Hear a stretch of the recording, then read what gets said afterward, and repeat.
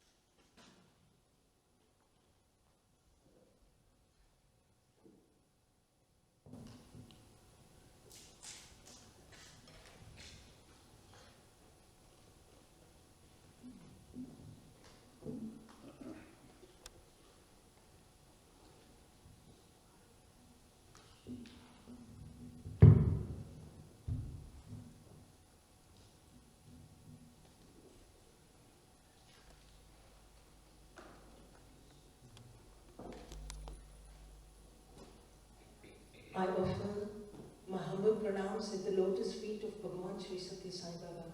Respected elders, brothers and sisters, Om Shri Sai Ram. We are very fortunate today to have Miss Rani Java with us today as our guest speaker. Having been in the very close divine proximity since 1950s, she was almost a family member to Swami and grew up directly under Swami's care and guidance. How fortunate. Miss Java will be sharing her personal experiences and learnings with Bhagawan in her talk today. Miss Java, who was born and brought up in Mumbai, presently resides in Whitefield in Bangalore.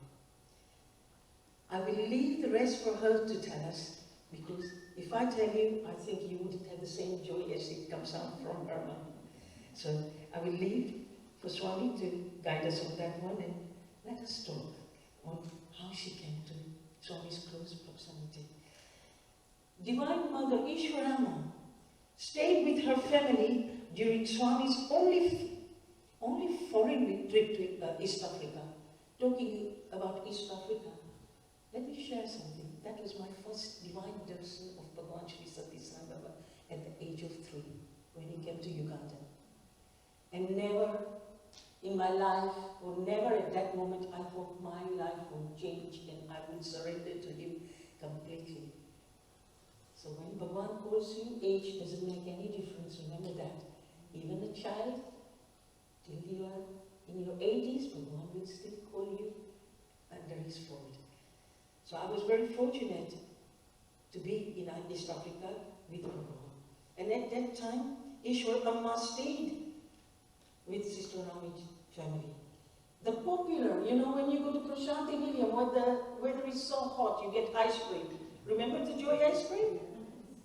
Yeah, you can't forget that. I found you there every time. Yes, realized by everyone in Prashanti Nilayam was founded by her father, Sri Lakshman Java, in Mumbai. Her father was also responsible to oversee constructions of Dharmashatra in 1967-68. That is when Swami came to Uganda as well. The bakery, how can we forget the bakery? Anil Bhai, how can we forget the lovely bakery? The bakery at Prashanti Nilayam was started by her grandmother, Srimati Gadya Devi. Talking about all this lovely food. When we were having Swami's darshan, Swami would say, you're hungry, Nana. Go to the bakery, go to the ice cream. This is the love of our Bhagawan. On the professional front, Ms. Java's career is focused on management consultancy and administration.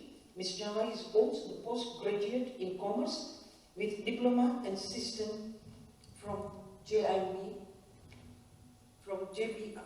Mumbai. Besides India, Ms. Java has shared her loving experiences of Bhagawan Swami across the several countries like Germany, Austria, France, Italy, Switzerland, Indonesia. And today, she's in United Kingdom. She has got a number of talks lined up in United Kingdom itself. Brothers and sisters, let us leave our concerns about cost of living, the drought in United Kingdom, and merge into the divine talk, divine satsang, with none other than, I give you Miss Rani Java.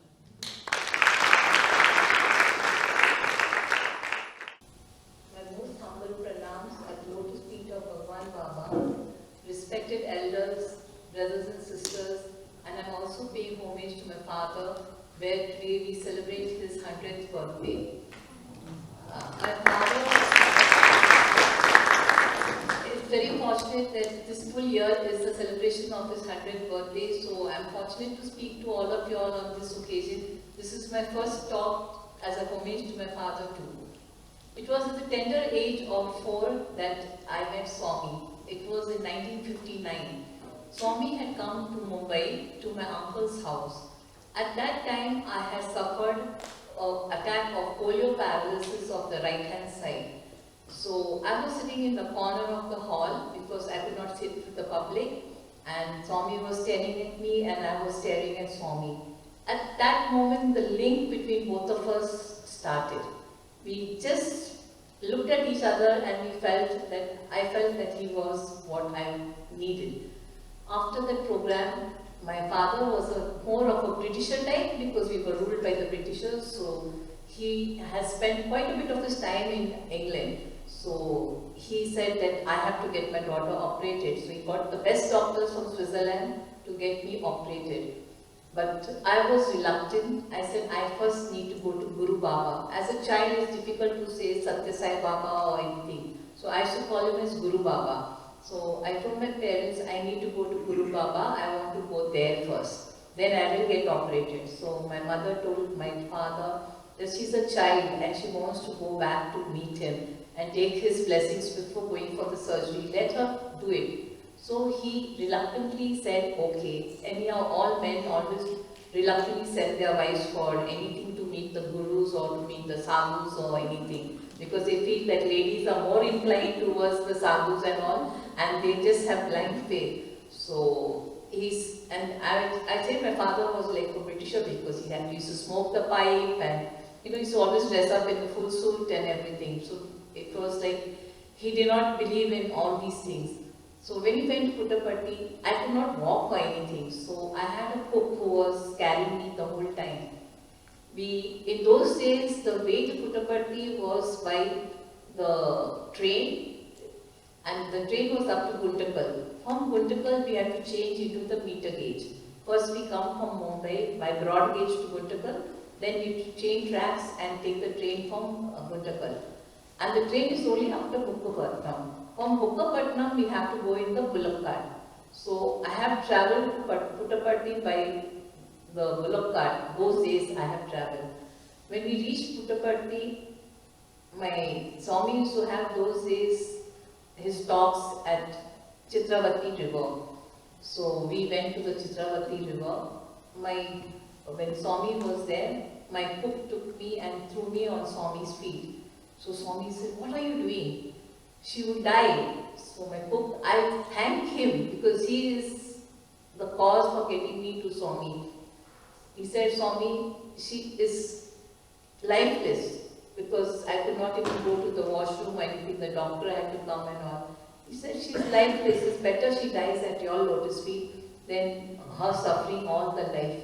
So Swami said, "No, no, no, don't do that." But naturally I was crying because I fell at Swami's feet on the sand. So immediately Swami from the sand took out 2 chocolates and gave me and tried to tell me stop crying, and then he said, he shouted at the cook that it's not right to throw a child down, because just a 4-year-old child was thrown at his feet. But I'm very, very, very indebted to the cook. Because of him that today I'm so close to Swami that it is like my life without him is, I feel I'm like a fish without water. So I'm so attached to Swami from that tender age. Then Swami told my mom, "You go to the post office and make a call to your husband and tell him that Swami has said that surgery will not take place." Because Swami said that today they say cut her right hand, then cut her left hand, then cut her right leg, then cut her left leg, and she'll only have the trunk of her body. So she will not have any surgeries. So we knew that mom will get into trouble. So she went to the post office, made a call, and my father was, like a volcano bursted, and he said, "This is nonsense. I've got a doctor specially from Switzerland." But mommy said, "I'm sorry," but Swami said no. So then after that, Swami didn't ask us to call him at all. He kept us there. He said, "You all enjoy it." And in those days, if you all remember, since all of you all would have gone to Prashanti Nilayam, the mandir is there. Left hand side is Swami's interview room. Right hand side on the first floor was where Swami's dining room was. And the people used to be going to the dining room. Why I'm mentioning about this is because it was just Swami's care. He used to go up to Swami's house to his room for taking some food and all that. Swami used to tell all the children to go down, but he used to tell me, "You stay back." I used to stay back, and very strictly he used to make me sit on his lap and feed me food. And very nicely he used to apply vibhuti on my leg. Every day he used to call us up and he used to apply vibhuti. And then When the doctor left from India, Swami said, now Mrs. Java, you take your daughter and go. The connection between my mother and Swami was that of a brother and sister. So my mother, till the day she passed away, she was tying Rakhi. And see how beautiful love, the bond between the brother and sister. Swami passed away in 2011, 2012 on Raksha Bandhan Day, my mother also passed away. So actually that one night before I told Mummy, now what do I do? Because I used to be the person who used to send the Rakhi to Swami. In the beginning, Swami used to sign the registered card. After some years, it was the rubber stamp of Sri Satya Sai Baba. Then I started sending it by courier, but he always accepted Mummy's Rakhi. So I asked Mummy, now what do I do? Swami's not there. How do I send the Rakhi? So I was actually fooling around with her. So I said, okay, I'll tie to Swami's photo. Please thinking that in the evening I spoke to her that Mummy, tomorrow is Rakhi and I will tie the Rakhi to Swami's photo on your behalf. Please knowing that she herself departed to tie the Rakhi to her brother. It was such a love between both of them. He used to call her Kusuma, Kusuma, and he taught us so many things because he came very often to our house. So there were so many things which he taught. So this was how I first met Swami. And then my father was very upset when we came back. Then I was very fortunate. I was studying in a convent school in Mumbai, and the nun said, we don't mind, so long as she's getting all right. We have no objections, she can go as often as she wants to her guru. So they never, I didn't have an attendance problem. Until the 4th standard, they kept the classroom always on the ground floor because I had a problem climbing up the stairs. In these 4 years, Swami's same procedure of going to the interview room, going up to the dining room, eating food, and Swami putting vibhuti. And you say, you must walk. But every time I walked, I fell down. I got up, I fell down. So my mom used to say, Swami, she's falling the whole time because I was even not only having polio, I was having paralysis also. So Swami said, don't worry, Kusuma. Her blood is clean, the soil of Puttaparthi, all the dirty blood will be out of the body, and she is cleaning this. Swami always said Puttaparthi is full of pakodas. He calls me pakoda. So he said it's full of pakodas blood. So slowly by slowly I learned to walk, and that too it was just Swami's blessings. I was very attached to Swami. Then my mother told Daddy that you please come and thank Swami. So Daddy said okay, he has to because his daughter had started walking. So he came, but he was shocked when he came to Paddi because those days there was no place where you could go to the washroom and all. It was, you had to carry the tin and you had to go to the mountains. That was how we lived in those days. So in the morning he says, what nonsense. So my mother said, I'm carrying the tin, you walk forward, and you go behind some rock for going for the toilet. And there was only one place where you could get hot water for your bath. And that was Ratnama's place where you used to get hot water to have a bath. And she also had a small restaurant time where you get parathas and all. I still remember her cheese parathas, they were so yummy. So we used to have a bath because we knew we could eat that cheese paratha or a dosa. As a child, but naturally you're attracted towards food and all that. So this is how we lived. And when Daddy came the first time, we used to sleep under the trees and on the sand in Prashanti. There were no rooms and all that. So my father said, I'm not sleeping in the open over there. So he decided to sleep in the mandir. He slept in the mandir, and as usual men snore more. So Swami came from up and said, who's snoring so loudly? Please send him out. So my daddy was sent out from the mandir. Swami came down from upstairs. And the place where I got to sleep all throughout as a kid, the back part, the behind, when you are inside the mandir, the back part where the Krishna and Arjun's chariot is there were steps there. So my place of sleep for so many years was there. I slept there. We used to sleep in the mandir. We didn't have, later on we got rooms and all, but beginning we used to sleep there. So it was such a beautiful, and there were a lot of snakes and scorpions. What you all heard was very, very true. It was always there. But we were all protected. Of course, we used to see snakes passing by and all that, but of course Swami was there. Then later on, there were, East Prashanti, small houses were built. So there was Kasturi's room, and Swami gave us a room next to Kasturi uncle. So we used to be staying next to Kasturi uncle, and I was very fond of Kasturi uncle, and he was very fond of me. So that was the time when I first time met Swami. Now I would like to tell you a little further, ma'am told about my grandmother. My grandmother was a very pious lady, and she started the bakery in Prashanti Milan. In 1975, when it was Swami's 50th birthday, my grandmother suddenly just in the month of September, in the month of October, she passed away. So now who's going to run the bakery? So Swami sent word, Pakoda, you are going to run the bakery. I said, Swami, other than eating cake, I know nothing. So I said, I can't run a bakery because I was just at that time 20 years old and I was a college student. So I said, I don't know anything about bakery. Yes, I used to help my grandmother in doing the decoration because I'm an artist. So I said, I can't do bakery. He says, you don't worry, you come, I'm there with you.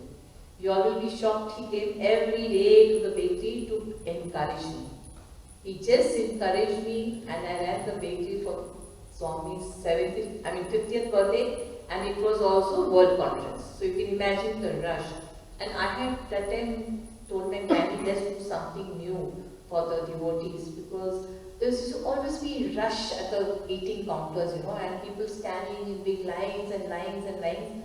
So I just thought of, the child brain in you. So I said, I told my granny, let's make like a hot dog bread, and we put nice matar aloo ki sabzi with some make a nice sabzi, put some chutney and put that sabzi, and then if devotees get to eat 2 of those is as good as having lunch.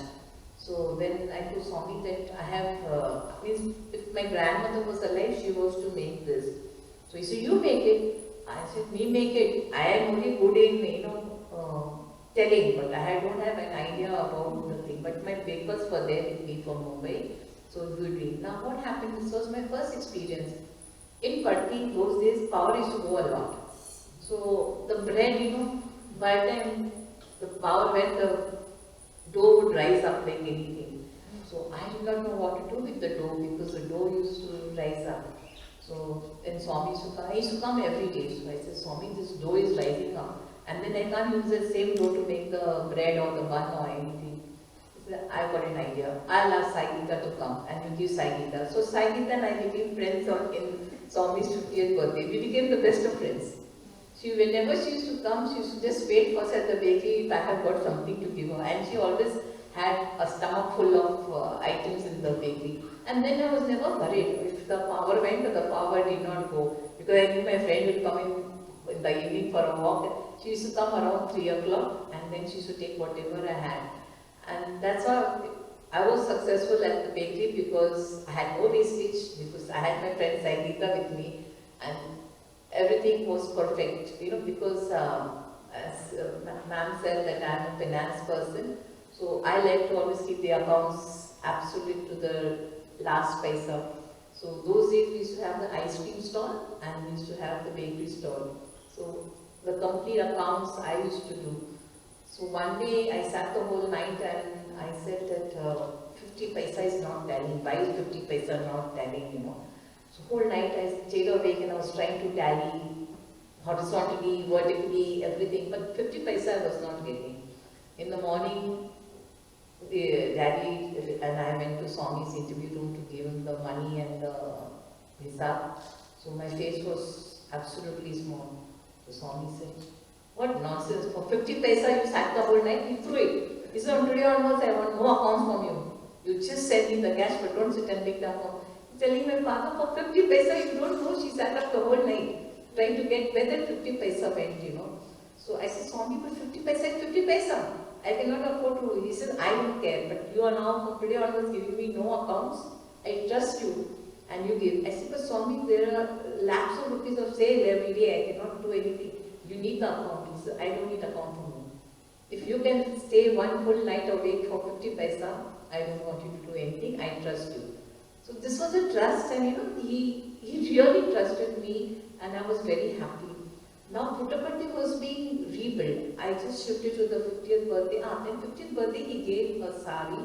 He sent Uncle Kuturrao to my house and he said, give Pakoda this sari and tell her to wear and come to the bakery, to be in the bakery. I said, that's very funny because 50th birthday, Swami had that helicopter round and Daddy had done that arrangement.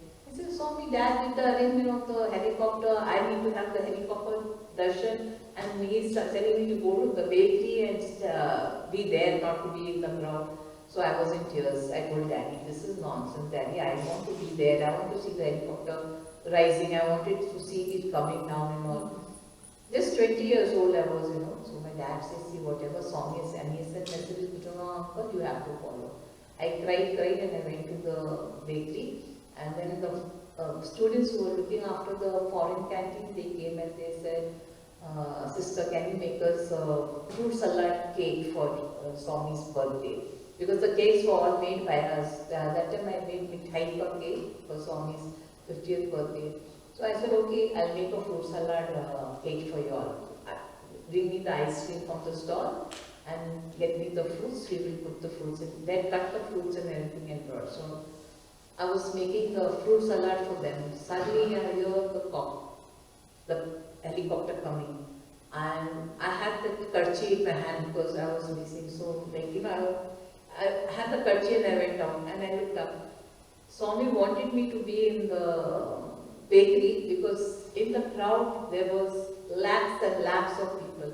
So he wanted me to see me in the sari. He gave me alone without anyone there. So from up, he took his hanky and he started waving out to me. And then I realized, oh my Lord, this was what he meant. We people don't understand directly what Swami means. We run to the conclusion, no, he's ignoring me. No, he's ignoring me. But no, he's a director. He is a perfect director. He knows what he's doing. He has a meaning with every action, every action. Now, why did I get polio? What was the reason? When he loved me so much, he told my father, well, she got polio paralysis because I wanted her back. She was my very close devotee staying with me in Shivdi Avatar. I needed her back in my life. So I gave her polio paralysis. But see, she's walking. Isn't she walking? I told you she'll start walking. So there is a reason. Then my father understood, and my father became so close to Swami that he was in the first Samati and all that. And Swami used to always call him his Arjun. Because we are Vaishnavites, Krishnas, Bhakt, so he used to tell Daddy that you are my Arjun, I am your Krishna. So they had that type of bond. And Easwaramma trusted only my father. She just only trusted my father. And she gave permission for Swami to leave Patli to go to Delhi or to Mumbai or to go by flight only if Mr. Java comes and picks Swami up and takes him in the flight. And those days, we were the only ice cream industry in India. So we had a lot of pull here and there. So Daddy would arrange everything at the airport and everything used to go very normally. And he used to come back and leave Swami back in Easwaramma's hand that I brought back your son. That was a relationship.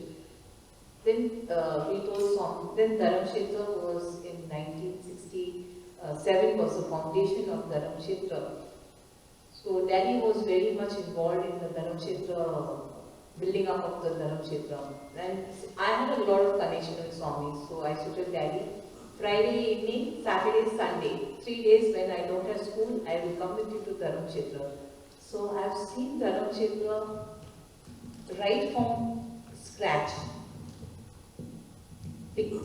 How the foundation was laid, how it was going on. It was just absolutely like, I was like with my father, seeing everything, how Dharamkshetra was forming. And it was forming into a beautiful lotus shape. Then Swami said, when we had the inauguration of Dharamkshetra, we were 7 angels who were made to welcome Swami and take him around Dharamkshetra. I was one of the angels in those days. So we were taking Swami to to Dharamkshetra, showing him this is this and this is this and this is that. Then after Indulal Shah told us, now your children go back. So we turned to go. Then Swami said, who will take me to my bedroom? I don't know which is my room. My room has to be blessed by the angels. I don't want to go to a room which is not blessed by the angels. So then he said, all of you come. So we all went. Now I have a problem climbing steps. Swami knew that, you know. So as soon as we climbed up the steps, he said, Pakoda, come and sit next to me on the bed with him. So he made me sit on the bed because he wanted me, the panting which I had, to subside. And then he spoke to all of us. He said, you just wanted to leave me and go? You didn't want my room to be blessed? When angels come, they are supposed to go all around. So then he said, Indulal, we are small, no? So we are very innocent and honest. He said, no, Indulal uncle told us that we have to go back after showing Satyadeep to Swami. So he said, no, that's right, don't worry, I took permission. Then Swami took out some chocolates, he gave all of us. So he gave me time to get back my breath, and then he told us to go. So till date, like, I'm very fortunate whenever I go to Mumbai, to Dharamkshetra, I'm allowed to go to Swami's room, because they said you are the person who helped in the building up of Dharamkshetra, so they never have stopped me from going into Swami's room. And it's very, very sacred for me because I find all that power and everything. Now, since all of you are so eager to hear about Easwaramma, I know everyone is waiting when is Easwaramma come, because it so happened that for Easwaramma's anniversary, Media Center asked me to speak, and actually it was a 2-minute talk in Hindi. I just saved a few words, and by the time I was preparing for that, the boys in the English section, they said, Auntie, why don't you just speak a few words? And speak a few words, they went on some more, and it became a, I think, 38 minutes talk on Easwaramma. Well, I was very fond of Easwaramma, and she was very, very fond of me. It so happened when Swami was going to Africa, Easwaramma was very worried. Swami was very dark at that tender age, and he had very, very curly hair. What you are seeing now, that was nothing. It was very, very curly hair. So Easwaramma was very upset. She said, no, you're not going to Africa, because all the Africans have curly hair, they are dark, and they say you're one of them, that you actually belong to us, and you may keep, they may keep him over there. So she said, all the places in the world, why is you have to go to Africa? So no, you don't go. Then she said, if you are going, take Java and go. So then Swami said, see, I am leaving Java over here in India to take care of you. She said, no, I can be taken care. He said, no, no one is there to take care of you. And you can't go to Patti and come back. You have to stay in Bombay till I am in Africa. And I'll talk to you every day over the phone. So he said, Indulal Shah is there, and Dr. C.J. Patel was there because he was the host to the whole program. So she said that, see, they all are there with me, you don't worry, no one will keep me back over there, I'll come back to India. So she was very upset. Then Mummy, my grandmother, and one lady was there, Auntie, I can't remember her name. So she always accompanied Amma wherever she went, because, you know, Amma needed some company to someone who talked to her in Telugu. So she was there. They all went to the airport, they dropped Swami and they came. Now Amma was staying with us, and at that age I was just 12 years old. Yeah, I was 12 years old. So I was going to school. The sister who was a little older to me was in the 10th standard, and the other two elder siblings were in college. So Amma used to see that how we used to dress up and go to school and college and all. And like, we were very independent. Girls in Bombay are very, very independent, you know, we do everything on our own. So she was really very surprised, because she was comparing us city girls with the Prashanti, Puttaparthi girls, and Puttaparthi girls were so dependent, and hardly they were young and they got married, they did not have education or anything. And she used to wait every day for me to come back from school. And as soon as I reached from school, my dress was kept ready. And those, I've never worn salwar kameez and all in my childhood. I started my dressing was with the blouse and the South Indian skirt. So everything was always kept ready. Then from that it went to half sari, and from that it went to full sari. And all under his direction. Like when I had to jump from this to that, it was Swami who would say, yes, now you have to start wearing half sari. Now you have to start wearing full sari. So first sari also he gave me to wear. And he was very happy seeing me in the first sari because it was the one he brought from Africa. And Swami, when his saris, he's very, very happy. Why he told me to come over there to the bakery? Because he wanted to see me in that pink sari which he gave me, And I realized, and he didn't take one round that time, we took 3 rounds. And he went on teasing me every time with the round, and he told the pilot to take the right down to the bakery. So it was just above Purnachan Auditorium. It was just like he was going to touch Purnachan Auditorium. And he was waving out. There were lakhs and lakhs of people. He would have never noticed me, but he noticed me over here. So when I was talking, I just shifted back because that scene gets back into my mind because it's such a divine scene, so I always go back to it. So Amma was all ready with my, when you come back from school, you have to eat some snacks and all that. So she used to keep the snacks, everything ready and feed me and all that. She pampered me a lot, and I'll tell you very honestly, my biological parents are not the ones who brought me up, which is Swami and Easwaramma who brought me up. Because Swami was very, very possessive, and he said, Java, send Rani and my brother every Friday after school, and Monday we put them back in the flight and they can come back home. So I never had time to stay with my parents. Monday to Friday we are so busy with school. So actually I never, had really enjoyed life with my parents or anything, but I was more with Easwaramma and Swami's family. So she immediately used to tell us stories about Swami. We had a translator, one of our workers was a Telugu boy, and he used to translate everything, and we used to have very good conversations. And then when Swami's phone used to come, my father got very angry with me. As a child, you run first for the phone. If the phone rings, this time is Swami's time. So I used to run first and pick up the phone. And I used to speak. I said, before you get your mother, you have to speak to me. So how are you? How are things happening in Africa? Everything fine? And Swami said, okay. And my father used to, try to put the phone for me. Give the phone, because the phone has to go to Easwaramma. Then Easwaramma used to say, all right, and then she used to speak. So Swami spoke nearly every day to her, telling that he's perfectly all right. So she used to watch my sisters going to college, how they come back, they dress up, they eat and everything. Then Swami came back from Africa. My father went to receive Swami, and we had of course taken Easwaramma to the airport. When in the car they were returning, Easwaramma told Swami, can you give me one promise? So Swami said, what do you want? She said that I want one promise from you, that you build a college for the girls of Andhra Pradesh, for Anandpur. Because our children are only studied up to school, and that too in Telugu. They don't have any college. So Swami said, yes, I promise you, I will open a college. Because these are the wishes of Amma. A hospital, a college, a school was Amma's wishes, which Swami fulfilled and started in Prashanti Vilayan. So he told, Swami said, Java, my father was sitting in the front because back seat, Amma and Swami were sitting. So Swami said, Java, go to Anandpur and see for some property for the college. So my father said that all his life he lived in Mumbai. What does he know about property in Anandpur? So then immediately he said that, okay, Swami, I'll go.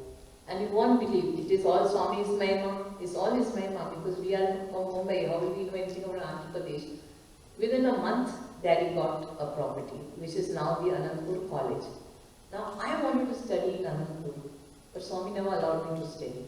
And what he used to say, no, Java will miss you, you don't go to study over there, because he's very attached to you. But it was the other way around. Swami was more attached to me because I hardly stayed with my parents. Java was very strict, so she would not give permission to close devotees who are close to Swami to go every now and then to Vrindavan. So we could only go when the college goes for the functions, otherwise you cannot go. So Swami would not, nor could I stay without seeing Swami, nor could he stay without seeing me. So it was that he really missed me, so he didn't want me to study in Swami's college. You all will not believe, till date I have not seen Anandpur college.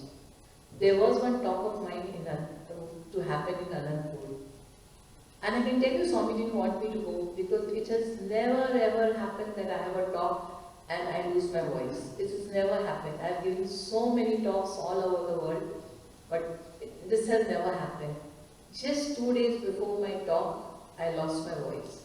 So I had to ring up and, hello, I can't come. I'm sorry, the voice is not coming. So they said, now what do we do? Do you know anyone else who can give a talk? I said, yeah, my friend from Kolkata, she's very good and she can give you a talk. So Swami did not want me, even till date, he does not want me to go to Anandpur.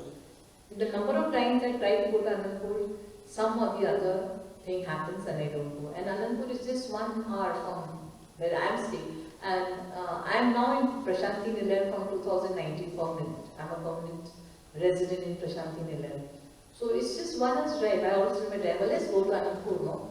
He said, if you want to take around Anandpur, I take you, but I'm not taking you to college, you know. I said, yeah, what will I also do just taking around to Anandpur? If I have to go, I have to go to the college and not just take around to Anandpur. This is, you know, Swami, the way when he's attached to a person. Like I was very friendly in school and all. Then one day Swami said, no, these friends of yours are not good. So I said, then Swami, with whom can I talk? And who can be my friend? He said, you don't need a friend. From today onwards, I am your friend. So he himself declared that he is my friend. So I never had a relationship like, you know, I never knew that he's God. Let me be very frank, in 1972, till I attended the summer course, I never knew that I was dealing with a God. I knew that I was dealing with a friend. Because from right childhood, he was my friend. Like, you know, you all would have not heard or known about the naughty side of Swami. Well, I have experienced the naughty side of Swami. Like, whenever he comes home, like, he comes suddenly. So first he'll go for his shower, and then he'll come out, and my mom will go to the kitchen to prepare some tiffin for Swami. So by the time she prepared the tiffin, so I had to take care of Swami. So then we both used to sit and play. We used to sit and play on the walls, all those shadow work, and he actually never knew about shadow. He taught me that these are birds, this is this, then something on the other wall, different animals he showed me on the wall. And we used to pass the time. So my mom and dad used to say, you're so stupid, why did you take him to that room? That was the children's room, and our room, you know how children's room is always so untidy. I said, Mom, I tried to take him to the bedroom, but he said, no, I want to leave it to you here. So I said, I can't help it. She said, but you know, everything is scattered by you guys. And Swami sitting, I said, but he likes scatterness, so I can't help it. So this is the way, you know, we had the relationship, and I was always thinking, you know, I never took him as God. But one Swami came back from the darshan from Vrindavan, and it was a morning darshan. And he said, isn't it night? So then, morning darshan he has come, 7:30 darshan he has come, and he said, Jawahar, don't you think it's night now? So my father, no, he's Arjun. Yes, Swami, it is night. I was standing there. I was wondering what happened to both of them, you know. So I said, Swami, no, it's not night. It is morning. You have just come from the morning darshan. It is now only 8 o'clock. No, you're wrong. It is night. I said, no, you're wrong and he's wrong. Both of you are wrong. It is now still in the morning. And we just had breakfast, so how can night come? Night will come after we have lunch in the evening tiffin, and then only night comes, no? So I went on arguing. My father is going on giving me all the dirty stares on me. And I told him, see, I cannot stand lies. If both of you are talking lies, I told Swami, you are talking lies, he is talking lies. I will not accept this. It is morning. Then Swami started laughing, and my father got upset. He says, Rani, if he wants, he'll make it night just now. You see the sun has sunk, and it will become night. And Swami said, Java, she's very innocent. Leave her. Then he said, I was only pulling your leg. Yes, it is morning. I've come back from the morning darshan. So then I said, yeah, I won. You know, because I was that naughty. Like, I could do that in front of Swami. And he always played around with me. And he never, even if he wanted to insult me, he used to insult me in front of people, on which I used to get angry and I used to walk out. Then he'll come behind me. What happened? Why you walked out? I said, couldn't you talk to me outside and tell me whatever I did wrong? In front of so many people, you tell me like this is the way you behave with a friend? He said, oh, okay, never mind, I'm sorry. I just didn't mean it, but I was just joking with you. I said, this is a joke? I never knew this is a joke that you insult someone and tell that it's a joke. So my father used to get very worried that what is this girl dealing? And like everyone stands, like this in front of Swami. No, I am a Vivekananda follower. So I used to stand like this in front of Swami. My hand never went like this because I didn't take him as God. So how do my hand go like this? So he's my friend, no?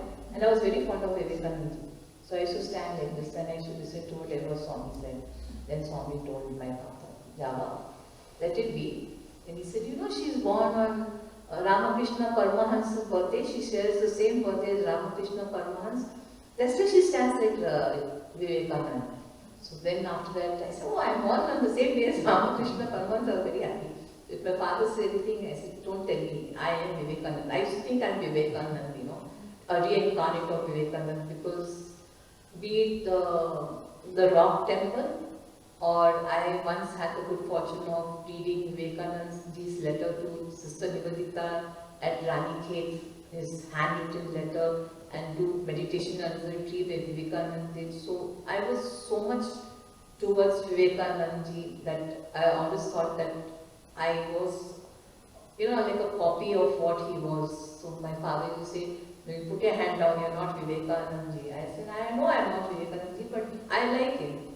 So, you have that hero worship at the childhood, so that was my hero worship. Then I will tell you a very funny incident, which I think all of you all have heard about.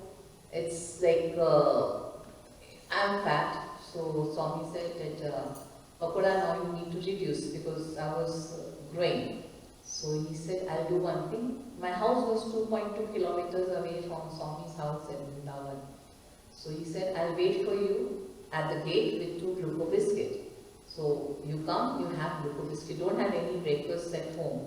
So I said, okay, and breakfast at home was of course always, egg and toast and cornflakes and all that, because I told you we had a British flavor father, so we had English breakfast always. So I said that, okay, I miss all that, I'll have 2 biscuits. I used to come walking, Swami used to be waiting at the door. He used to give me the 2 biscuits and then he used to go for giving darshan to the public outside. In the meanwhile, I used to walk inside to the Vrindavan place. When I used to go inside, Amma used to be there. She loved me a lot, really loved me. She says, I cannot understand why he is giving you only 2 biscuits. How can you survive on 2 biscuits? Then his both sisters, Swami's both sisters loved me like anything. I was very close to both the sisters. So they said, come. Today we have kept for you food. So Amma said, I have kept for you idli, dosa. Then Amma, Parvati Amma said, today Mrs. Ratanlal has made nice parathas. I have kept parathas for you. Then when Uma would say, today Poonam Chan auntie has made nice puri bhaji, I kept puri bhaji. And very aram se I am sitting between all of them and they are feeding me. They were feeding me and I was eating biscuit at the gate and this breakfast. This game continued for say a week. And Swami used to wait every day. I used to have the biscuit and I used to come and I eat all this. Then one day Swami thought that this 2.2 kilometers 1 week has happened and this girl has not reduced 1 kg also. So after darshan, he straight came from the back door. The dining hall had a back door. He came from the back door and back door is never used. The back door is used only by the milkman who brings the milk from the goshala. Swami had cows at the back side. So he used to bring the milk and all. So back door is only used for that. It's not used by anyone. He enters from the back door and he says, what is this going on? So he says, I am waiting every day for you at the gate and with 2 biscuits and you are eating here. I said, see my hands. Is there any food on my hands? I have no food on my hands. I am not eating. He says, you are not eating? I said, no, they are putting directly in my mouth. I am not eating, my hands are clean. So you cannot blame me at all. My hands are absolutely clean. I said, Swami, see, nothing, no sambar, no chutney, nothing. It's there. And I said, someone feeds you, you can't say no. And after all, they are your sister and your mother, and my mother and my sister, so they're giving me out of love. So I give up. That's it. I just give up. You are never going to ever go thin. I said, it's all right, Swami, because I was tired of coming 2.2 kilometers, walking and eating 2 biscuits. But I was enjoying this breakfast, having all the varieties. So this was, that relationship between Swami and me. Once what happened, the Puttaparthi was being rebuilt. So that is why I am talking more about Vrindavan, because those 9 years when Puttaparthi was being built, we used to go to Vrindavan. So there are plenty of experiences in Vrindavan also, beautiful experiences.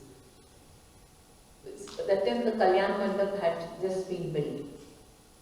So Swami said, Pakoda, you do one thing, you do the garden in front of the Kalyan Mandap. So my work was to do the garden. My brother had, actually the place where the hostel and everything was there, it was actually a huge swimming pool. Because Vrindavan is actually a palace. It was a palace. So the big, like a pool they have, where water tank. So it was there that all they closed that and the building has come. So my brother was in the work of the building happening, and I was having this work of doing the garden. Since Swami was a caretaker, so in the evening we used to, when Swami used to tell us to go home, we used to go home. Morning we used to come in the car, 8 o'clock, and not 8 o'clock, sorry, 7 o'clock, because 7:30 was darshan. Then we used to be inside, and then in the evening at 5:30, Swami used to tell to go, and we used to go back home. Now that day what happened, we were doing work, and Swami used to give us some fruits or the other for our seva which we were doing. And Swami gave us a mango and everything, but he did not tell us to go. So we did not know what to do. So both brother and sister, we said, till we don't get the permission, without Swami's permission, those days we never moved. So we stood, now where that, there was a tree. Those days, I think people from the old would know there was a tree where the Krishna statue is there, and it was a shed for sitting, but that time there was no shed, anything, the tree was there. So that was the only big tree. So we were standing under the tree because it started raining very, very heavily. In the rain we were standing, thundering, lightning falling in front of us. And we both, brother and sister, not scared, we first started singing bhajans. We thought if we scream and sing bhajans inside, Swami will hear our voice and he will call and say, "Don't go home."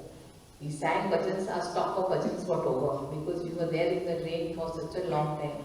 Then we started singing Hindi film songs.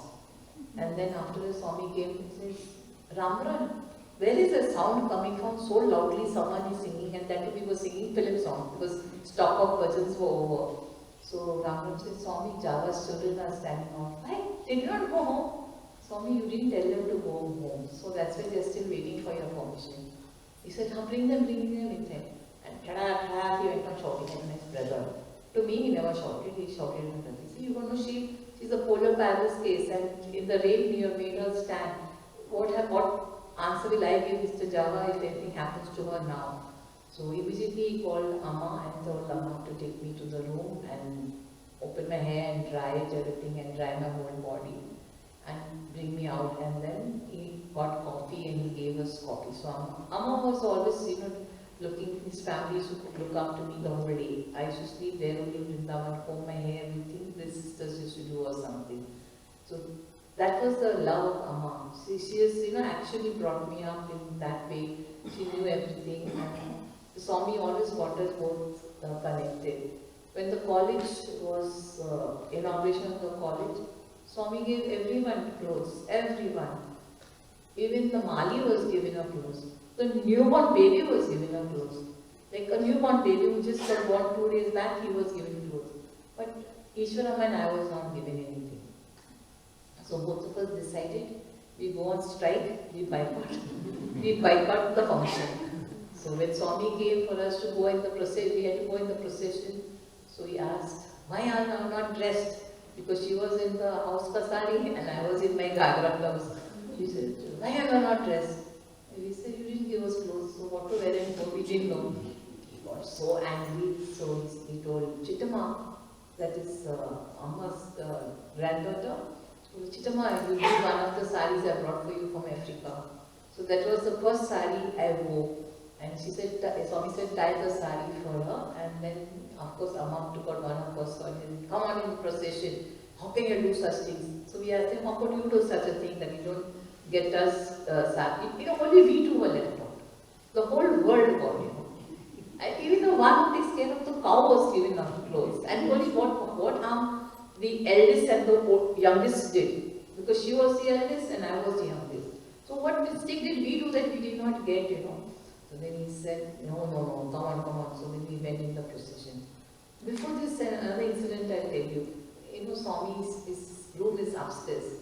So when I was still like smaller still in school, so we used to be going over there. Swami said, Pakoda, you do one thing. You sit outside on the staircase top and drive away the monkeys.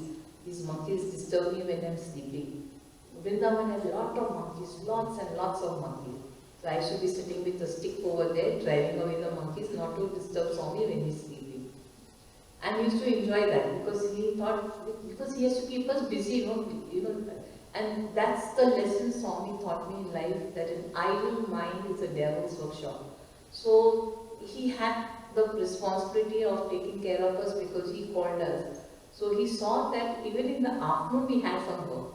And that work was that of Chokidar to drive away the monkeys. So he'd come and from behind and do, oh! I said, what is this, Swami? I suppose I fall down the stairs. I'm there not to hold your hand. You don't worry, he'll not fall. Means this is the way he joked around. You know, when first plastic came out, plastic had not yet come out in that time. The plastic had come out. So my brother's dredge ceremony was there. So Swami called the trucks of planes and everything. And for serving food, he called for those plastic plates and all. He came and thadak, he threw the plastic plate where I was sitting and I jumped up. I said, what is this? No, the plastic doesn't break. I brought these plates. This is how, even he never saw that difference. And then you tell me, how do I think he's God? Is it possible for me to think he's God? I will always think him to be normal as a human being who's doing all this mysterious act and all. It was in 1972 when I attended the summer course, and in the summer course it was Bhajagovindam, and I cannot write running because of my paralysis, so I write print. So I used to be very busy taking down everything. I didn't want to miss anything because it was the first time I was exposed to, you can say, spirituality. You know, I came to know about the Vedas, the Upanishads, and everything, Advaita, Dvaita, this was all new to me. So I was busy taking down notes. He would come every time and tuck, tuck, tuck what my table used to do. Tuck, tuck, tuck, because he wanted to disturb me. Then that I used to get very angry, I used to continue writing. Then the first teacher who's teaching us, he used to see and he used to smile and he used to stop. So if he stopped, then I would say, why are you doing that? You know, if I stop, then I can't read running and no, I wanted to see how good your concentration is. Then he used to, you know, such playful things used to do. Like today, I live on those very thoughts and I enjoy those moments I had with Swami. I feel that, oh, I must have really done something great to have had his love and attention. So that time when I learned about, you know, all the spirituality terms and all, then I started analyzing. No, Daddy says right. He is God. But he says he's my friend. So I was a bit confused. Then I started dwelling on it. And then I realized Swami was God. Then I started treating him as God and not as only my friend, but as God. It so happened that, as man said about the number of degrees I have taken, it's all thanks to Swami. I'm not a big scholar or something, but I'm just a normal. I always said my father, I think my brain was affected with my paralysis, that's why I studied so much and all that. I'm not an intelligent person. So then it was that I got an opportunity from Harvard to come over there to their one institute, Arthur Digital Management Institute, to do management. And it was selected by Harvard. I had not applied there. How the hell will I think that I am capable of going to Harvard? So they invited me with my biodata. So Swami and my father were on the third world, they were Tisra Asman Sabi. They were on the Tisra Asman that, Rani has been invited by Harvard to go and study. So, you have to go, you have to go. I said, Swami, I can't live without you. How do you expect me to go? Every second month I'm here in Patti with you. How will I manage to live without you? And 84 US didn't have that many Indians. There were very, very few Indians. Today you see right, left, center, you walk here, you walk there are only Indians. But in 84 there were no Indians. So then I was thinking, what will I do, what will I do? So I tried a lot to, talk against it. But both the fathers were very, very happy that I have been invited. He said, no, you have been invited, it's a big thing for us. He said, you don't worry, you don't have to stay in the hostel. He got one devotee who was from there. And he told her that, you please keep her in your house. And then she says, I only have a cat. I said, Swami, I don't like cats. So she said, I only have a cat with me. And I said, Swami, living with a cat is a little bit scary for me. He said, don't worry, I'll see that the cat doesn't trouble you. And he told her that whenever you come to Patti, Java will give you the money for taking care of the daughter. So he got both the sides to sit and talk that this is how the payment will be done. He arranged everything. I went. I stayed there for a month. And I thought, like, oh, the people in Harvard are so intelligent. I was walking in the campus and I felt everyone's knowledge was falling from their head. And I am a mastikor. And how do I settle with these people? Like, anyone who look, it's like, I was saying, knowledge is just flowing from your face. 1 month I attended the college. Then they asked us to sign a bond. I said, it was just in 1947 that we came out from this bondage, which is this new bondage you're putting me into. So I said, I don't want to get into any bondage. So he said, no, this one thing is there. You have been selected and you have to go back to India and work for RAW. You cannot work. I said, excuse me, I've come here and I've taken dairy management from my father's industry. Why will I go to RAW? I'm not interested in RAW. And my horoscope was very, very strong that I will become a minister. And I hated to become a minister. So Swami would say that Rani, if you become a minister, all ministers are not bad. You will be my person and you can take care of the whole thing. So you will be a good minister. But I said, I don't want to be a minister. So then immediately I used to think that, no, I don't want to do. Then I told them, can you give me a chance? I need to think over before I sign the bond. So they said, okay. I said, okay, still there is time for the college to reopen. So I'll just come after some time. I immediately called my father and I told him, I'm going off to my cousin's house in Canada. I can't take it over here. And I flew off to Canada to my cousin. And I told my father, no, I can't study over here. I'm not signing any bonds or anything. I don't want to study. Till 1995, the college every year sent me the application form. Every year, some of the SQs I did and didn't go. When I reached back to India, I told Swami, why did you send me? I can't stay without you and you can't stay without me. It's mutual. He said, no, I thought, but then he couldn't tell me. No, Java, she was so scared. She was so scared if any boy came and spoke to her, she used to say, silence. So I understand she can't stay. I said, Swami, it's a complete, it was like a cultural shock for me. I said, Swami, it was a big cultural shock for me and I did not know how to adjust to that life. Then he said, okay, you don't go, because I was very fortunate. That was a time where Indira Gandhi was shot. So immediately there was my flight. Those days the flight was Mumbai, London, New York. So London, there was a lot of problem going on with the Sikhs and all that because of the assassination. So Swami said there's a lot of problem happening in London. So you don't go via London. It's already this year you stay back. This year I stayed back, I all stayed back all through it. Then he told me, okay, you go to Mumbai and do this computer course and that. Then Swami, I'm an ice cream person. Something soft. Why will I go for something hard? He said, no, you do computers. I never ever imagined that today I'll be only walking around with my gadgets and I'm whole time on my gadgets only. So he had planned it, he had really planned. And I'm one of the first ladies of India in the computer world. First ladies. So it was like, I got a lot of respect for my country for being the first lady in computers. because I did it in 1980, and then in 1984 I worked on main frames and mini frames and all that. So he just converted, and he changed my life. He did everything. He made me live Bhajagovindam. He made me live Bhajagovindam. Bhajagovindam is whatever knowledge you take, but the end is what? Is God. So he told me that since you liked Bhajagovindam so much, I'll make you experience it. And I think I got the ishara that is like 10 minutes. Okay, and now I'm told there is 10 minutes more. The thing is, I always tell, please make some ishara to me, because you can talk about Swami for 5-6 hours. Like yesterday I spoke in one house for 2 hours and in the other house for 3 hours. So it's like, you can just keep speaking on Swami. All of you all in Vrindavan have seen that huge statue of Saraswati when you all enter. Well, I'll tell you a small story about that. I was that fat. I was exactly that fat. So when I went over there, Swami said, "Oh, what see, I'm in Saraswati's temple."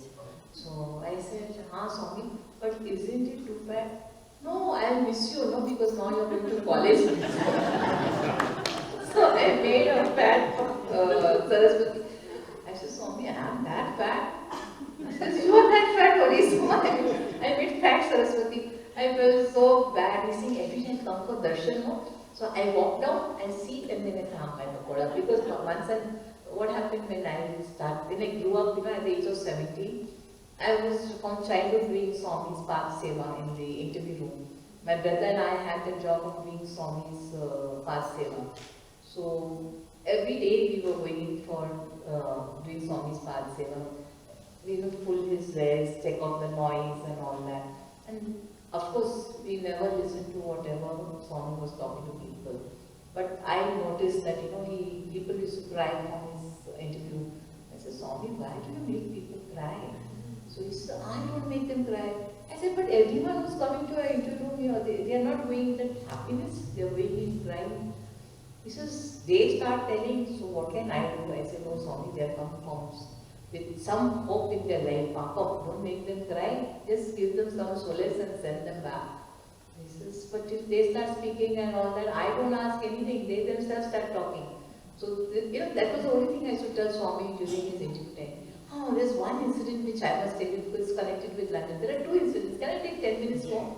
Okay, because this is about London. This one incident was that in Vrindavan, Swami had taken out those almond fruits from the tree, and he gave us to eat the almond fruits. Then one seed he kept with him in his hand, and he said, okay, now I'm going to show you the Koinur diamond from London. And you all won't believe, he took the seed and he peeled out the thing and he took the seed and he went on doing like this, like this, like this. I'll never forget that interview. He said, you have a desire to see the Koinur diamond? So, but natural, because that time I was in a higher class and all that. So we all heard about the Koinur diamond. So he said, yeah, Swami, we are very much interested to see the Koinur diamond. He did it and he showed such a beautiful Koinur diamond, very beautiful. And like he gave it to all of us, and in the hand he said, he showed it to all of us. Then we were busy, enjoying it and all. He said, hey, don't, the siren is going to go now. The queen will be wondering where the diamond has disappeared. So he said, now I have to go and put it back over there in London. So he showed us the Koinur diamond.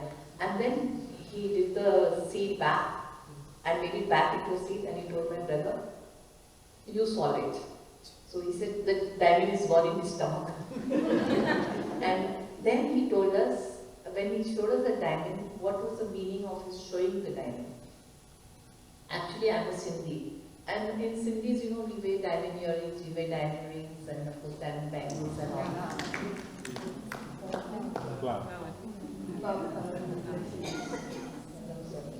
So that when he said, I am your diamond, and he says, die your mind. Die your mind. I have shown you biggest diamond of the world. And that is the Koinur diamond. Take me as your diamond and die your mind and don't wear diamonds.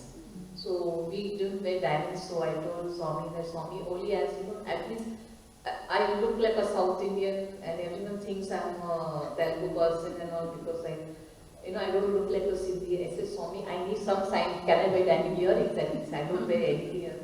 He said, okay, you wear the diamond earrings because okay, you need to, you need your customs. So this was why he showed us the diamond, because he said, dye your mind. Diamond means dye your mind. And I have shown you the best diamond. So remember that and always I am a diamond. Don't go after these stones. They are stones. You take me as your diamond. So this was one incident of pure London. And I'll give you another incident. In 1999, we all knew that 2000 the world was coming to an end. So that was a time when he sends me as an ambassador to London. And it was like my first trip coming all alone. Nearly 8 to 9 times he changed my itinerary. And every time he gave a different itinerary. Then I said, Swami, can someone accompany me? And it was a 90 days trip he made. He made a 90 days trip. He said, Swami, 90 days trip, you want me to go all alone? I'm there with you, don't worry. Santosham, I'm there with you. So then there was no argument. The days Switzerland was to sing, I was in Switzerland.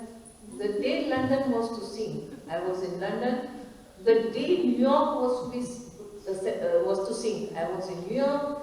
The day Canada was to be destroyed, I was in Canada. He planned that I go to all these places the day it was to be destroyed. He said, see, in India they have done a lot of Gayatri homas and all to save the world. Everyone has done so much of homas to save the world. One small work you can't do, you go, don't worry, I am there with you. And when I bought my flight ticket, the next seat was empty. Like he was accompanying me. My father is a very voracious reader, so he reads a lot. When he checked the dates, he had read Nostradamus' predictions. When he read the dates, he went to Swami. He said, Swami, he took the book and he went because we had the copy. He said, can you see this copy? The dates you have sent Pakoda to all these places are the dates when these countries are going to sing. And what? My daughter, you are sending her to all these places so that she also sings with the country. I think she's safer in India. Swami said, no, don't worry. And you are very old. This is old. Nostradamus is very old, you don't worry. You won't believe. How scared I would be. It's 99, that time I was how old? Born in 55, so 30 something. Still young, because you get old only when you pass 60, according to me. So then he said, don't worry, I'm there with her. When I reached London, what he did, he had a post in Switzerland to take care of me. And I will not, because there's less time, I will not talk about the out-of-body experience of Swami, no, because there's no time. But when I came to Paris, I missed my train. Then I came to London. When I came to London, I went, he made me take a tour to see the whole of Europe, because I had to stay the whole of Europe. So he made me take a tour from Mumbai. So I took a tour. So what he did, I reached on time to join the tour. With the tour I came to London. Then I stayed back because he wanted me to stay back in London and then catch the flight to go to New York. So again that means I leave the group. I came without the group, I leave the group and I go forward to USA. I was staying with the group in one hotel and then I went near the Paris, I would say in the Kingston Hotel. I took a room there and I was staying there. And I was walking up and down. I went to Princess Diana's Palace, I went to Hyde Park, I went to Harrods, I went to Selfridge, I went all there all alone. Because one of my friends had told me that my previous birth was in UK. I was a gentleman from UK. So when I was left alone, I felt that I knew everything about UK. So I was not bothered, I roamed around all alone. When I reached the hotel, I suddenly found that Swami is missing. I always carry his photo with me. I did not know what to do, so I rang out the hotel. I said, sir, can you please check up? I've left my Guruji in your room and I'll come. So he said, I've already given the room to someone else. When the person comes in the evening, I will surely check. So he checked and he said, yes ma'am, the photo is there. I said, can you send it to me by the black taxi? So he said, ma'am, the black taxi? I said, yes, my father told me that Rani never catch the black taxi because that's the most expensive taxi. You want to travel by anything else, but see that you don't mistake, because I'm from Mumbai, so we had this black and yellow taxi. My father said, don't do the mistake in London, because if you catch the black taxi, you have to pay a heavy price. So I said, you please send him by the black taxi. So he said, ma'am, that's very expensive. I said, excuse me, he is much more valuable than your black taxi. I need that photo because I would be lost without it. Like I would feel that, my Lord, I'm alone and I'm also going to sing. First of all, I'm doing as his ambassador, and then like I'm going to sing with in New York. I said, will you send that photo? The photo has come back with me for this. And actually, I was not bringing it for this trip. I never now take it out. I keep it next to my bed because it's a very, very old photo. When I was leaving Puttaparthi when coming to Bangalore and to catch the flight from Swami's robe is under my pillow, and this photo is this next to my pillow. So let me say hello, good night, and good morning. Then I tell him, wake me up at so and so. He's my alarm clock, so I tell him, wake me up at so and so clock. From there, he's looking at me and staring at me. Take me, take me, take me. So I said, I was telling my maid, what is this going on screaming, take me, take me, take me. She's saying, then take him. I said, I have packed everything, all my things are gone in the car. Now where will I take him? Where will I take him? And he's so old. The photo is so many years old. I don't know if he can survive this trip, So my maid said, Mama, Swami is saying so much he wants to come. I said, but he's gone to London before. And I had hectic time, he stayed back in one hotel and I had to pay for the black taxi. Now again he does such things, I'm going to have a problem. Then she says, see, a small thing he's asking you, why don't you take, I said, okay, now how do I keep him safely? Because it's old, I need to pack him properly and take him. So I'll take out a napkin and give you and put him in the napkin and you take him. So put him in the napkin and I brought him, and he's now sitting in Sandhya's house and he's so happy that he's come back to London. Actually, you could feel, him saying that take me, take me, take me. I said, this baby is crying, take me, take me, take me. And I told Sandhya, I don't know why he wants to come to London again. So he loves our London people. He really, really loves us. And I end with this small prayer. Like people ask me, are you happy in Puttaparthi? I'm very, very happy. And I would like to tell each one of you all, they all may be wondering that is it worth our going to Puttaparthi now since Swami is not there? No, it's actually much more worth than what you were coming before. Because when we were coming before to Swami used to, all the VIPs used to sit in the front and we all had to sit behind. And Swami, one Dazar of Swami used to be so difficult. We used to keep thinking, has Swami seen me? Has Swami seen me? Because we used to be sitting far in the crowd. And this Swami had told me as a child, he says, today, y'all are coming from waiting for hours for my darshan. It will be a time when I will wait for you. And he proved it because today, the whole strength, the whole cosmos is in the samadhi, the whole cosmos. And the molecules which come out from it, we are able to take because it's all centralized. It's completely centralized. When Swami used to come for darshan when he was alive, it was, small atoms used to come to us. We used to also come and discuss, hey, do you think Swami? Do you think Swami? That was the position we had. But today, it's all centralized. And today is the other way around. You all used to sit for 5 hours, 6 hours for Swami's darshan. Today, he is waiting for you people to come and to bless you all.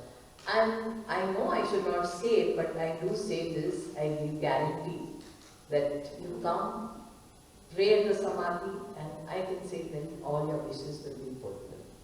But at the right time, never at the wrong time. They will be fulfilled, and Swami is waiting for all of you all, and he bless you all. People say that, no, now Swami is not there, what is it? Why do you go to Shivji Samadhi? There is Shivji temple here. Anywhere in the world you go with left, right, left, center, you have Shivji Mandir. But still we go all the way to Shivji to touch the Samadhi. See, I used to always say that yes, you should touch the Samadhi and your problems can vanish. But today I accept that we cannot touch the Samadhi. I accept it because COVID is there. We don't know which of the devotee is carrying the virus.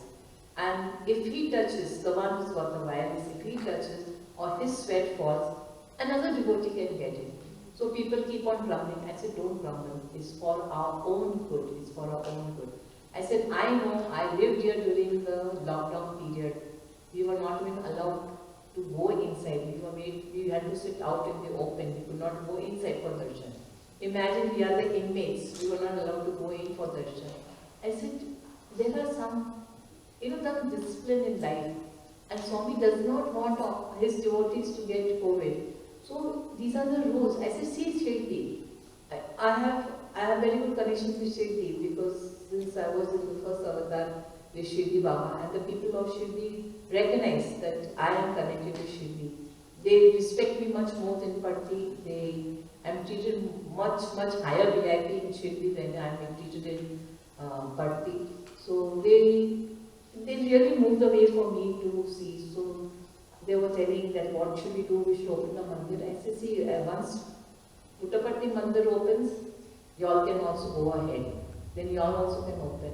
Then they asked, what are you doing? I said, we can't go near the Samadhi. From Samadhi to Namaskar. Shirdi is following the same rule. They're not allowed to touch. Only some tall people who can, men can put their hand in. We put their hand in and touch the Samadhi. Before I came, in April after Swami's Mahasamadhi, I went first to Shirdi to tell Baba that I'm going on this trip and all that. So I went to Shirdi to offer my prayers, but I don't leave without going there. So the police, they did, all of them ordered me and took me in the front. I was standing next to the Samadhi steps. I could touch it. But I said, discipline. Today they have taken you forward, Rani, don't touch this. If I can stand in front of the statue and pray and thank Swami, and because I did not tell you at the beginning, but the doctors in Parthi had declared that I'll never ever walk again. Because I had 3 falls in Parthi. They said, you have to accept the fact that you will never ever walk again. And it was just my willpower and everything, I decided I have to walk. Yes, I do use the wheelchair because there are so many COVID people. Now the ashram is open, so it's just like Swami's days. Like function day, I just go for little time and I come off. I can't take it. I said the rush is too much. It's exactly like when Swami is there now at Parthi. So I don't know who has got COVID, who has not got COVID. So I am a bit precautious. So they told me that you don't leave your wheelchair because you'll be safer on your wheelchair. So I go to the old people on the wheelchair, I sit on the wheelchair. And then I told Auntie, I can walk, I'm trying to walk now. And I plan to go abroad, I'm going out for 96 days. So she said, Rani, I know you can walk in the house, but you come here in the wheelchair. So I started going to wheelchair. I started practicing walking, and this is my first walk after 2018, this is my first walk, and I walked to London. I came alone by air. I didn't have any companion with me. I came alone, and it was always my desire to travel by business class. But my father and I, we had some principles in life where we said that we will not waste money buying a business class ticket. We'll always travel economy. But I did have, because the next generation, the children are all flying business class. So I had that desire deep down in my heart. And see how Swami fulfills it. As I was entering, I gave my ticket last day to enter the flight. I was on my wheelchair, so she did the ticket and then she told something. She says, ma'am, you are upgraded to business class. And I was upgraded to business class.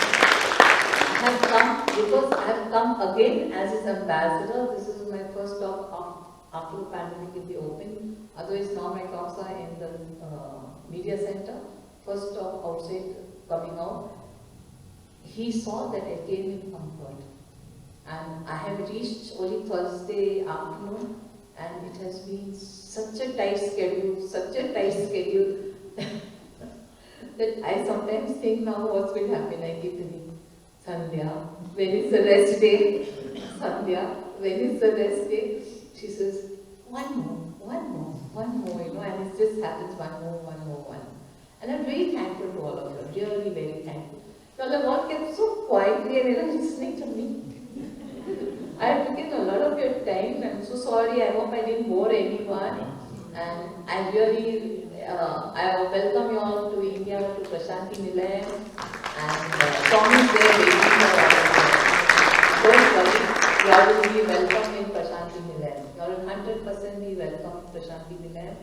And come and see Swami. It's really good. It's something different being in Prashanti Nilayam. I agree 100% Swami is everywhere. I don't deny that fact. 100% I agree Swami is everywhere. But when you stand in front of the Samadhi, just an electric feeling coming into you, and suddenly you feel a jolt. What's this? What has hit you? And then you realize, and actually you have made a small visit. You bought your tickets. But then you prepare, why did I take a short visit? Why did I take a short visit? I wish I could make a longer visit. That is the atmosphere. You won't believe things have improved in Prashanti Nilayam. They have put lifts in the building. Everything is done so nicely. There's a lot of discipline. And I really appreciate the way Ratnakar is working. He's really working very hard. He used to come during the COVID time also to the ashram. He used to see that, because they were all old people, there were no youngsters in the ashram, but all of us were taking proper care.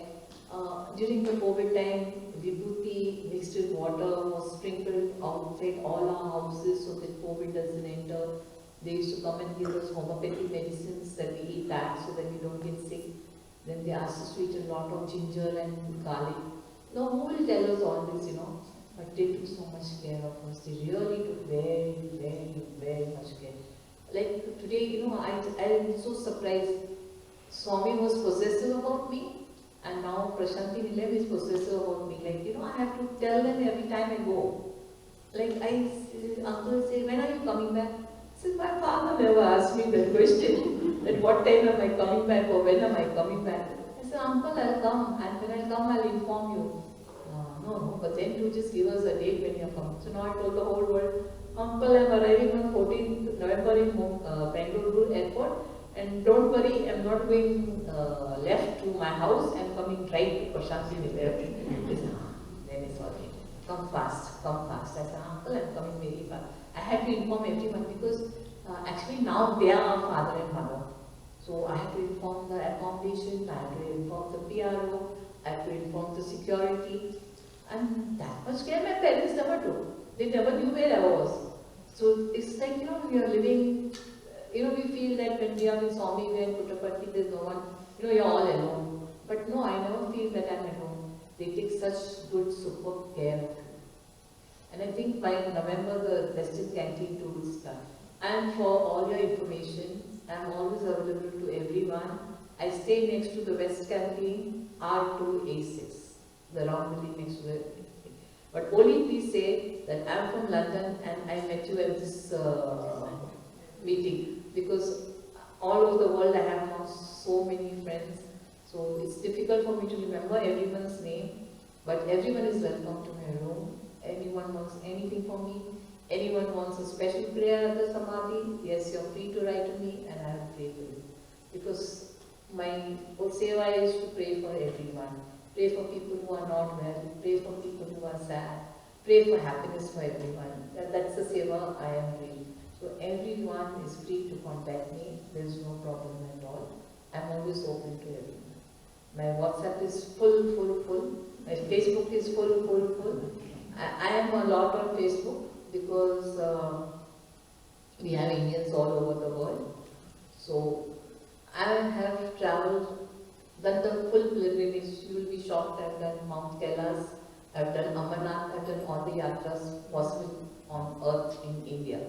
So everyone now, like Shravan is going on, they want to have darshan of the different Shiva mandirs. So my first duty in the morning is to, this is the reason why Swami asked me to do computers, so that I am on the media. Like I have to declare for my visa for the US that I am on the media, I am on Facebook. If you just type Rani Java, you will get a whole list of my talks. because I couldn't hike the pack, because if you hike the pack, your visa can be disapproved. And I have a visa from 84, I only renew it every 10 years. So I asked my agent, what do I do? She says, so I said, if you want to see, you just type my name on Google and you see what happens. She typed my name on Google, she said, no, you're there, you write over there. I said, okay, I'll write that as I'm of media. This was his plan that he made me do computers. Otherwise, computer is not my line.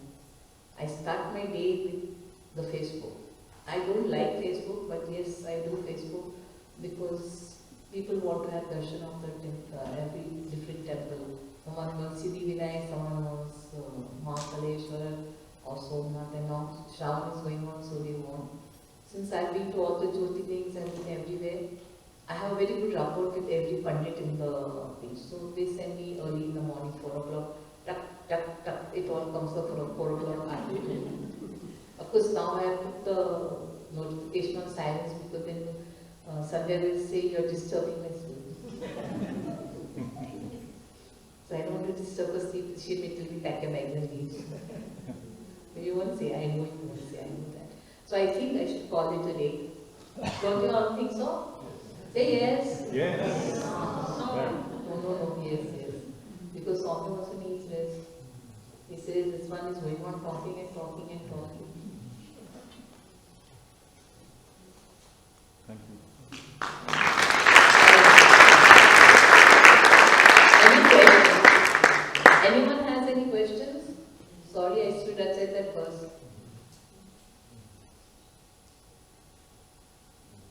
No questions. Oh, you have, yes, tell me. Swami ever mentioned a particular mantra that we should always do?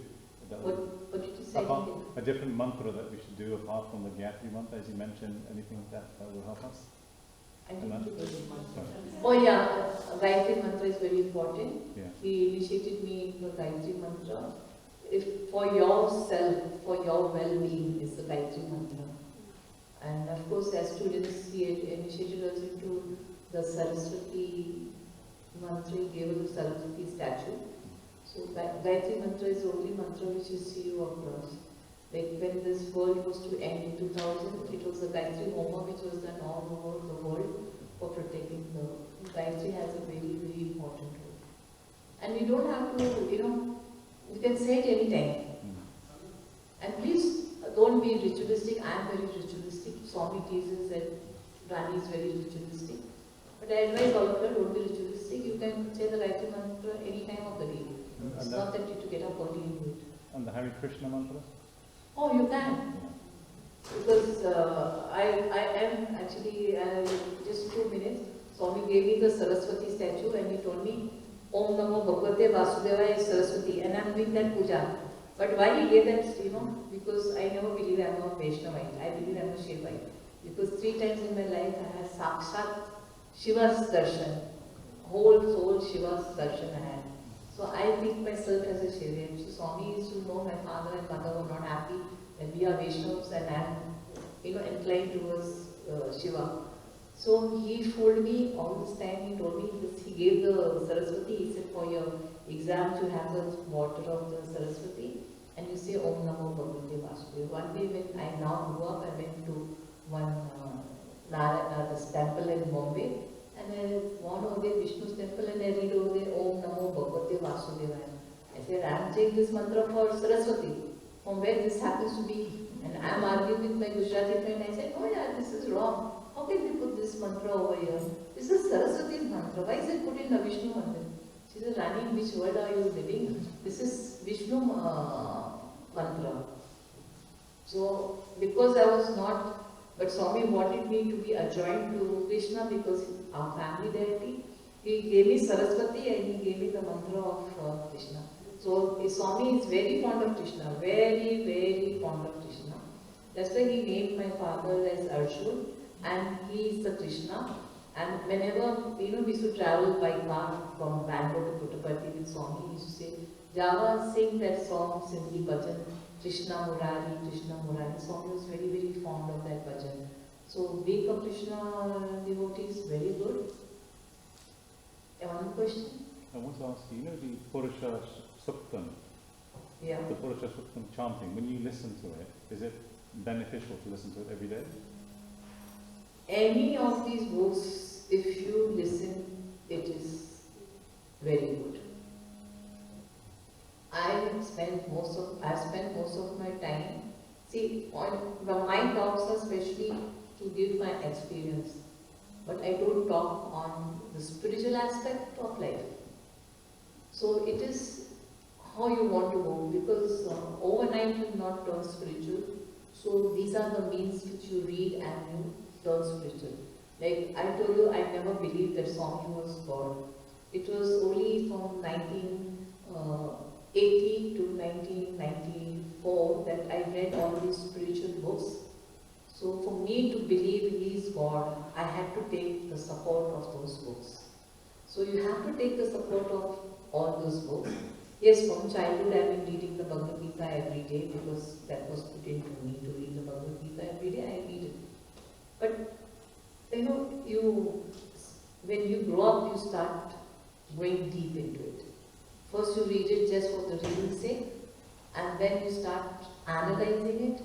And once you analyze and you are in it, you give it up. Because now it's new. Like how you do Namasmaran, Swami taught me to do Namasmaran by the mala. I was doing the mala. I lost, Swami blessed all my malas. I lost 3 malas. I said, Swami, I don't understand why the malas are getting lost. Because he was training me in meditation and Namasmaran. Then he said, no, now the time has come that you don't need the mala, you start counting on your fingers. So I used to count on my fingers. I told you all that I was staying the whole day in Vrindavan. So I was practicing this because Swami was initiating me into it. So I used to count on my fingers. Then Swami said, now stop. You should go on continuous. So like you say, Hanuman ka hriday to Ram likha hai. Rani ka phul nikalo, usme Saina likha hai. It's like that. It has to be in you. It gets embedded in you. Till you don't come to that stage, you take the help of the books to read and understand and digest. Unless and until you don't digest, you will not get merged in that. And these are all pathways for us in our spiritual life. Because no one can take you on the spiritual life except a Guru. So you have to read these books to tell us what is spirituality and to lead us on the spiritual life. To see God in everyone. See, I have no problem in life because I see Swami on each and every one of you. I have never differentiated at all. So you have to come to that stage in your life where you start seeing God in the other person's life. And practice makes you perfect. So the starting point are these books. Done? Did I was able to explain it to you properly? Thank you. Any more questions? Anyone any questions?